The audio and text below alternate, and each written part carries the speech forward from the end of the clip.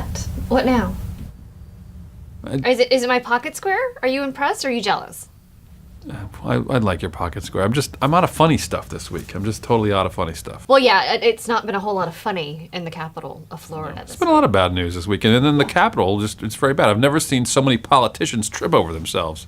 Well, I mean, and what else? I mean, it's not just tripping over themselves, it's public blunders as well, right? A lot of public blunders, a lot of politicians just literally tripping over themselves. Which means you're talking about the Latvala situation, I'm guessing. Yes. State Senator Jack Latvala, one of the state's most powerful lawmakers, because, at least until this week, he was chairman of the Appropriations Committee, which has enormous influence over how the state's $80 billion budget gets spent, and now he's been accused of sexual harassment. Anonymously, I would like to point out. No names. They have not named themselves. That's correct. It's a fair point. The anonymous nature of the story is probably the only reason Latvala hasn't resigned yet, because this isn't your typical sexual harassment case. He's not been accused of making someone uncomfortable by telling one too many tasteless jokes.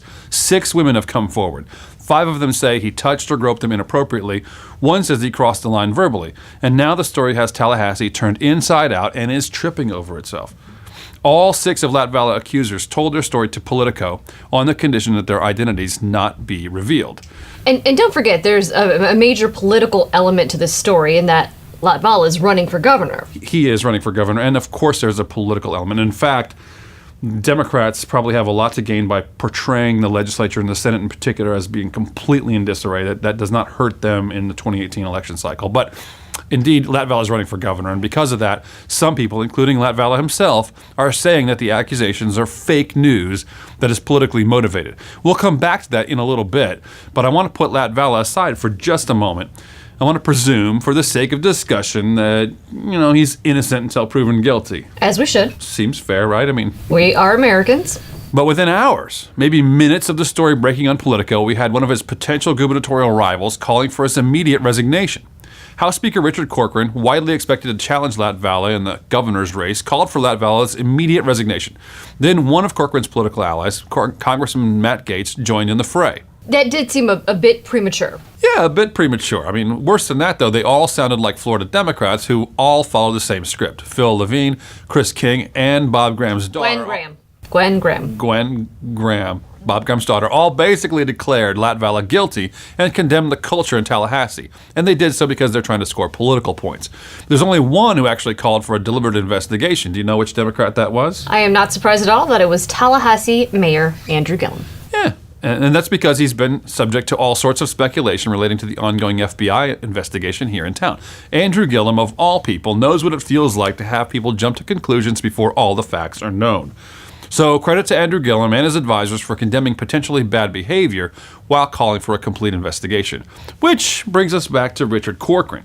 The man is surrounded by some very savvy political advisors, so it's hard to understand why he jumped the gun and started acting like his Democrat rivals and that Jack Latvala is automatically guilty. The one thing he's got in common with the Democrats is that he's probably going to run for governor too. So I think it's a tactical blunder for Corcoran to take a shot at Latvala without first waiting for the investigation to run its course. And then you have all these other blunders by Latvala's allies. Oh, I think there was one calling women idiots. The women. Yes. There was one female Latvala supporter who, on Facebook, posted a quote that said, "Failure to disclose their names leads me to believe that they are the very idiots who clunk around in the Capitol's marble floors in short skirts and giant stilettos, looking for the first elected who will destroy their families for some physical attention." And I mean, you see a lot of those shoes around the Capitol. I mean, and those women, those people, not just women, people may exist. I think they, some of them do exist, but it doesn't really matter how they're dressed. It's still wrong to grope them. I mean, come on. Sure, yeah. But I bring it up because it's just more evidence that things are getting pretty ugly. And the blunders don't stop there. Some people have suggested that Latvala called lobbyists and staffers to come to his defense. I don't know if he's actually done that, but if he did, it's absolutely useless and another colossal blunder. Unsolicited support is one thing, but to ask people to defend you who are directly impacted by the power Latvala wields undermines the value of that sort of defense. So then Latvala should not defend himself. Is that the point? That's not my point. Of course he has to defend himself, but the only defense really that he has is not to really fight back. He's got to be transparent, he's got to be cooperative, he's got to let the system and the investigation run its course. Unfortunately for Latvala, though, the blunders don't stop there. What else? What now? Well, Senate President Joe Negron was already under fire for a sexual harassment policy revision that some people say made harder for people with claims of sexual harassment to come forward. Sure. But I don't even have time to dig into that because after the Latvala allegations broke last week, Negron made an even bigger blunder when he appointed a former Latvala staffer as the lead investigator to dig into the sexual harassment claims against Latvala. She lasted all of 24 hours before recusing herself. But that's not all, is it? Nope. Because another Latvala ally, State Representative Kathleen Peters, also calls the allegations against Latvala politically motivated and false. And in so doing, she's merely adding to the list of PR blunders. But she did try to take a step back and delete her PR blunder. She tried. She tried. She initially posted something on Facebook that said, if the allegations are anonymous, they are not legitimate, in the same post where she accused the 6 women of being either political foes of Latvala or disgruntled lobbyists. Just because the allegations are anonymous doesn't make them illegitimate. But I think what people have a problem with is the fact that this whole story hinges on anonymous allegations. It's built entirely on that, but it's a fair criticism, and I think that folks at Politico know that, and I suspect they took extra precautions to make sure they were on solid ground. So I've noticed there's been nothing funny, no jokes. Are we? Not in the monologue, not on the TV show, but you know me. I do. I mean, if you want to see the funny stuff, you got to go to thecapitalist.com and check out the satire there on Monday Mailbag. I had plenty of fun with it. But this is a weighty issue. It is a serious issue, and we want to give it the attention that it deserves. A public servant's career could be over. It's a huge story with long-term ramifications, and the whole string of nasty allegations and silly PR blunders all started with Politico and with Senator Latvala labeling it as fake news. He's accusing these women of lying, and I think it's only fair that we give Politico a fair shake. So what do you have up your sleeve? Let me see. In a moment, I don't have anything up my sleeve, but you do have a very nice pocket square. Now is the time to talk about that pocket square. I do. It's very nice. I think she's trying to either mock me or mimic me. Whatever makes you comfortable. Yes. Whatever makes you happy. I like the pocket square. It's a very nice touch. In a moment, we'll be joined by 2 of the 3 Politico reporters, Alexandra Glorioso and Matt Dixon, right here in the studio. The third reporter, Mark Caputo, is in Miami and couldn't join us, but we'll hear what Matt and Alex have to say about all of this when we come right back. And we're back, and as promised, we've got with us 2 Politico reporters who broke the big Jack Latvala story. Alexandra Glorioso, did I get it right? Yes. I got it right. And then I might call you Alex because I know that's what Matt calls you. Matt Dixon from Politico, both joining me here. You got my name right, too. I've been practicing it for hours, let me tell you. This story, you guys broke it. It was broken late on a Friday. Right? I think at least that's when I saw it. That's right. And it's obviously you're working on it before that. But before we get into all that, what I want to talk to you a little bit about is Politico in general has sort of become the go-to resource. I would say the go-to place for political operatives to move information when they need a story and they go to Politico. It's almost become. Just as Politico DC has become, Politico Florida has become that sort of same outlet where political operatives go to and they really work you guys hard. And you guys vet stories. I know that you work hard to vet the stories. But I guess what I'm getting at is Politico is the place where people go to move stories like this. And it's preferable to say the Tampa Bay Times now, when in the past that hasn't been the case. Is that accurate? We would certainly like to think so in a positive context. When you say move stories, I don't think we become a vehicle for everyone who picks up the phone and calls us. But I would say we certainly get a lot of tips. Our phones ring a lot, and throughout the day we're trying to make sure we stay ahead of whatever the next curve is going to be. But that being said, there is I think a pretty healthy vetting process, as there was with this story, to make sure that we're not becoming a vehicle for things that shouldn't be news or aren't news. So I would generally agree with your characterization, and you hire good people and you get good results, and that's kind of what we've done. But we have a process in place to make sure we're hopefully doing the right thing to the best of our ability. Fair stories, and I didn't mean anything other than that. Sure. I as a former political operative, some might say current one, I'm not. I think it's a compliment. I mean it as a compliment. Sure. It's sort of a go-to publication, and you guys have broken a lot of stories over the last few weeks. And in fact, the Representative Senator Clemens story was a big one that sort of preceded all this. And so I think my characterization is probably pretty fair, at least in terms of the recent body of work. Absolutely. Agree? Disagree, Alex?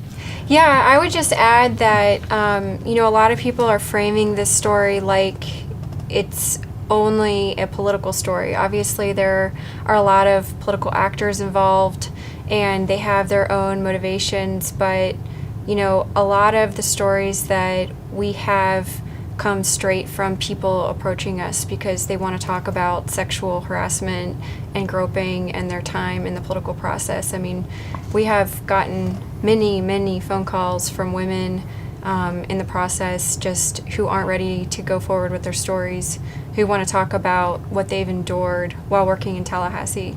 So I just want to make it clear that there is a political angle to this story, Sure. but there's a very serious issue at hand that I don't think should distract from what's going on. Right. So, and we've seen this play out in other state houses too. It's not just Tallahassee. First of all, you had Hollywood, and I think that sort of kicked everything off. But since the big Weinstein story broke, then you've had other state houses across the country where this is sort of starting to break and fall out. And you guys, not Politico Florida, but the parent publication or other publications in other states have started to break those stories too. So Sure. I think it's pretty fair. So it sounds to me like you sort of prefaced my next question, which was, we're sort of at the tip of the iceberg. Is that what you're telling me here, or are we're not at the top of a mountain coming down now? We're at the tip of the iceberg with this sort of narrative. Yeah. Is that what you would say? After we broke the story on Friday, one woman called me who has worked in the process and said that the sexual harassment in Tallahassee is so pervasive and so ubiquitous that it becomes the soundtrack to every woman's experience. That it's just so constant that it's, that is the way that their days go. That's actually, I mean, that's interesting to hear, and I think it almost, to me though, goes back to, is there a political aspect to some of that stuff? Is there an agenda that some might be pushing? I mean, certainly it benefits the Democrats if the Republicans hold power and the Democrats can paint the legislature as this body where it's just completely out of control. There is a very big political angle for Democrats, running for governor, running for other offices, to push that narrative. Is that also fair? I would say it's less partisan right now and more a fight between the chambers. Right now, there's both parties are sort of retracting to their sides, and by that I mean sides at the Capitol, where Democrats don't want to see the chamber implode just as much as Republicans don't, and the House has this incentive to sort of keep poking and prodding. So to an extent, once campaign season starts, I would imagine some of these stories are in Alex's point is an apt one. That is the larger story here, but from the context of a campaign trail type setting, I'm sure these stories are going to be held over some Republicans' heads in competitive races. But right now, I think the biggest fallout is House versus Senate as opposed to Democrat versus Republican, and it's become one of those fights early on here, and we'll see how that evolves. Well, this is fascinating stuff, and I'm sure a lot of people want to watch this interview just because it's interesting, and you're sort of lifting the curtain a little more on maybe more stories to come. I don't want to tip anybody's hand here, but let me just talk quickly about how unusual. Both of you are seasoned reporters, not at Politico, which is web-based now, but you guys, seasoned print reporters as well. How unusual is this story? And it's based on, the criticism of it is 6 unidentified women. I think we can all understand why they're unidentified. But how unusual is it to base a blockbuster story like this on completely unidentified sources? It's not incredibly common, but it has happened before, one. And two, we're not going to talk about, there was a vetting process that happened for these stories, and we're not necessarily going to talk about that here, but we were overly comfortable, and we went through many layers of editing, and as I'm sure everyone's aware, Politico has their own attorneys. Right. And so we went through many layers internally before that story came out. It wouldn't have come out late on a Friday night. If that wasn't an ideal drop for us. We didn't want it to be a Friday night news dump, but we wanted to make sure the story was accurate. Right, and that's my next question. I'll let you also weigh in here, Alex, but because of the nature of the story, what sort of editorial precautions did you take? And you don't have to go into trade secrets or whatnot, but I mean, there had to be, for this story particularly, some extra precautions that you took just to make sure that you put your name on the story. So at the end of the day, you want to make sure it's absolutely accurate. Yeah, I mean, like I said, I think that we can't really talk too much about that kind of thing, but I think it's a pretty common pattern for these stories where people are on background initially, and then women or people who are victims of this kind of thing, they end up going on the record eventually. And there was a pretty clear pattern in the story that we told. I mean, a lot of women identified Senator Latvala as using his body to block what he was doing. A lot of it was in public. A lot of the times it dealt with a abrasive hug Some of the women said that they were in pain afterward. I mean, these were women from both sides of the aisle, from different industries, in and out of the process at this point, and they, came from all walks of life and told very similar stories. And, as we said before, there are a lot of people telling us their stories at this point, and the level of fear and trepidation that they had going just on background because they didn't want to have retribution, or they didn't want to be stripped of their clients, or they didn't want, people that they still knew in the process to be punished, was very serious. Okay, it's fascinating stuff. We're going to take a quick break, and when we come back, we'll talk a little bit more about how the story unfolded and some of the developments that have occurred since then. We'll be right back.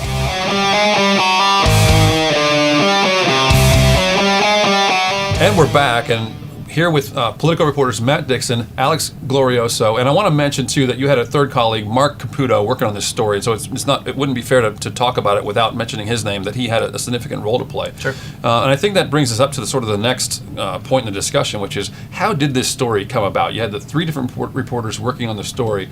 How did it come about? How did it get rolling, so to speak? Well, I think that it all got started with a story we broke about Senator Jeff Clemens. He ended up resigning last Friday now, 2 Fridays ago now. He was the incoming minority leader for the Democratic Party, and we ended up reporting on Friday morning that he had an affair with a Broward County lobbyist, and he had a fallout with her last legislative session during the spring, and he called in Senator Jack Latvala to help him get a laptop back from her. And when we broke that story before he resigned, there was just a lot of questioning that we were hearing from people about what is the Senate budget chief doing orchestrating getting a laptop back for a Democrat, and why is this happening during session? They don't manage to pass a budget, but they managed to procure this laptop from this lobbyist. Right. Like, what is his role in all of that? What does that say about what he's doing? And so we just started reporting from there. And then you went through the normal vetting process. You got the women came forward. You've spoken to them. You've verified their stories to your satisfaction. You guys all worked together and sort of built this story out. Timing wise, you mentioned earlier, you don't want to drop a story this big on a Friday night, but at the end of the day, it doesn't look like it makes much difference because pretty much everybody in Tallahassee and perhaps across the state has seen it. Well, it was one of those stories we wanted part of the vetting process we can talk about is attorneys get involved in these stories. Media companies have attorneys as well, and we needed to get our clearance in that regard. And it took a while, and I'm not complaining remotely. We did what we needed to do on our end to make sure things were accurate, and that's why we would have liked to have it out earlier in the day, certainly, but timing for something like this is far down our checklist as far as things that are important. Okay, so you don't feel like it's something that it wasn't like you're racing against time. It's just this is an important story. It needs to get reported. It's not like you felt like someone was going to beat you to the punch. It was a situation where the story's done. It needs to get out there. It's big enough. It doesn't matter when we push the button. That's right. I mean, there are some stories. If we had an exclusive story that we got on a Friday, ordinarily we would probably hold it till Monday morning. That's a normal course of action for an online media company. That Monday is nobody over the weekend is necessarily reading us unless there's something big and breaking. But in this case, we had a sense of what this story was, and we just said once it's done, let's hit publish. And also, I think that on Thursday, what added a lot of momentum to this story coming together was that, we were at a press gaggle for AP Day, and we asked Senator Latvala whether he thought the Senate had a problem with sexual harassment, and he took the question very personally. He said that he had never had a formal complaint filed against him. He had never been formally accused of sexually harassing anyone. And, after that, the story just kind of fell together pretty quickly. People started calling us. A lot of victims who were saying that wasn't true, and they wanted to talk, and they were pretty angry that he said that. And it was also just kind of bizarre. I mean, why take that question so personally? Was the Latvala AP Day, that was a Thursday? Correct. And the story you're saying the story came together much more quickly after that point, but surely you were working on it before that. Yes, but Alex is totally right. That interview seemed to be a mitigating factor as far as people saying, hey, wait a minute. Yeah. And when her question, and it was Alex's question to him, was very generic, broadly about the Senate. he took a narrow view of that question and talked about himself personally, and it did catch everyone's sort of attention. And after that, she's right. We started to hear from more people and make headway much quicker after the Associated Press interview. Okay. Hold that right there. I want to take another quick break, and when we come back, I want to talk just quickly about where this goes from here. There's an investigation now pending, and we'll get into all that in just a moment. We'll be right back after this. We're back once more. We've got Matt Dixon from Politico and Alex Glorioso from Politico, both of you working on this story, and I want to just look ahead now. Where does this whole thing go if these 6 women that you've talked to don't want to be identified? How does the Senate conduct a thorough investigation and actually come to any solid conclusions if they don't ever talk to these folks? Well, if no one comes forward, my assumption would be they don't.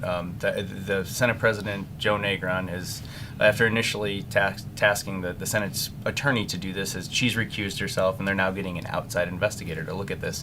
So I think there's a thought process in the President's office that with an independent outside look, and they have removed Chairman Latvala today from his role as budget chairman, which is a very powerful position. So they've removed him from that powerful position. There's an independent look at this. I think the President's office is probably hoping that it creates an environment where people can come forward if they want to. I'm not an attorney, so I don't know exactly how this process will work for them on their side. Right. But I would assume a lot of it's dependent on people coming forward or not, R6 or whomever. Mm-hmm. Now, Alex, I'll throw it to you. Basically, in order for them to successfully conduct a thorough investigation, they're going to have to create an environment and create the impression that they can do what you guys did, which was talk to these folks and maintain confidentiality and sort of impartiality. Do you think it's possible for the Senate to do that after some of the missteps they've already made, both with the sexual harassment policy, appointing the wrong person? Have they already made too many blunders to even conduct this effectively? Well, what I've heard from people that I've talked to about it is that there could be a scenario where the Senate President publishes a confidential report, meaning that the women or whomever comes forward and talks about their experiences with Latvala, they give their accounts, and that account is published, but their names are not associated with it, much like our report did, because some people are worried that if they just confidentially talk to the Senate President or whomever he assigns to investigate it, and they tell him all of these things that happened to them, he could still say, oh, well, we didn't find anything wrong here. And then they would have revealed themselves, they would have revealed what they had endured, and they would be in a pretty vulnerable position, because if he were to then dismiss the case and they felt like they really gave a lot of evidence, who's to say he's not then going to identify them to the senator himself? So I think that people would feel more comfortable if he did do a confidential investigation, but then ultimately published a report that actually laid out the accusations. And they'll have their own vetting process for believing those stories, I'm sure. Mm-hmm. So I think that's something that I've heard from a few different people. You look like you have something to say. I don't. Well, let me ask you then. The process is going to play out. How long do you think it might take? I mean, obviously, it's a crystal ball, and you can't possibly know who all comes forward. And in fact, the 6 you talk to may not even talk at all, but they might find plenty of other folks. They might find no one. At the end of the day, how long should it take? How long do you see it taking, especially with session looming here coming up in January? I mean, the first step would have to be the Senate stop tripping over their own feet. And by that, I mean, they originally said we're going to have someone, that the Senate stop attorney was very close to Senator Latvala, we're going to have him lead this investigation. By senators themselves, this was a universally criticized plan. So over the weekend, middle of the FSU football game, Senator Negron has to kind of change course and say we're going to get an outside person. That outside person hasn't been picked yet. We're not sure who's going to lead that investigation. We were just asking about it this morning, and we're not getting a lot of comment out of Senate President's office. So I'm not, frankly, sure what an appropriate time frame for something like this should be. It's not something I've ever led, and we don't know who or if anyone is going to come forward. And I think a lot of those variables would, sort of dictate whatever the timeline is going to be. So to your direct question, I'm not sure what an appropriate timeline for this should be, and I don't know how that's going to play out. Okay, fair question. I appreciate you guys both being on here today, and again, congratulations on a blockbuster story. I mean, obviously, there's folks who are disputing the facts of it and whatnot, but you guys put your name on it. I respect that very much, and I appreciate you being on the show and answering some of the tough questions we had here today. Thanks. Thank you. We'll be right back after this.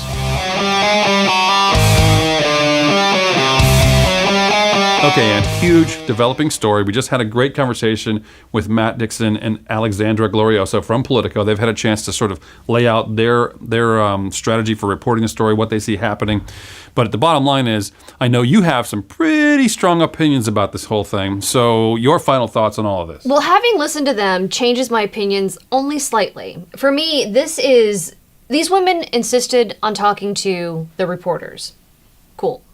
They said they didn't come out because they're afraid of what could happen to them, the repercussions.